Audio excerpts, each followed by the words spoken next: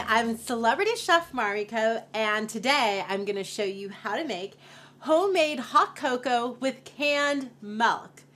Making your own hot cocoa is so quick and delicious, and when you use canned milk like sweetened condensed milk, it makes it one step easier.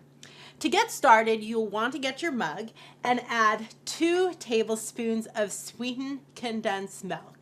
So this is a milk that has been reduced, so it's really rich, really thick, and it also has a lot of sugar already added to it.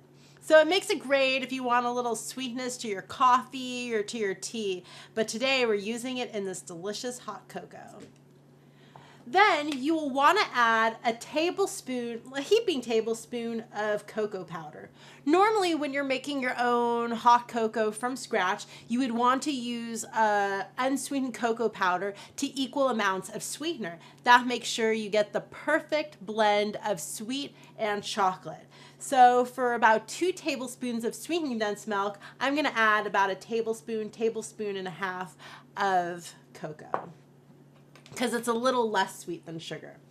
Then I'm gonna add a little bit of hot water, just enough to get everything wet, and then I'm going to mix it together until it is nice and smooth and combined.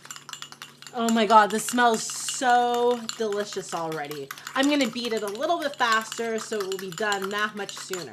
Okay.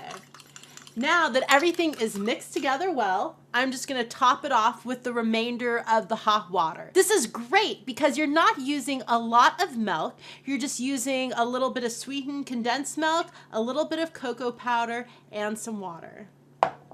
Now I'm just going to mix it together one last time, and it is ready to serve.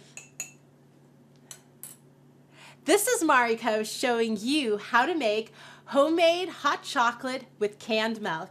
Enjoy.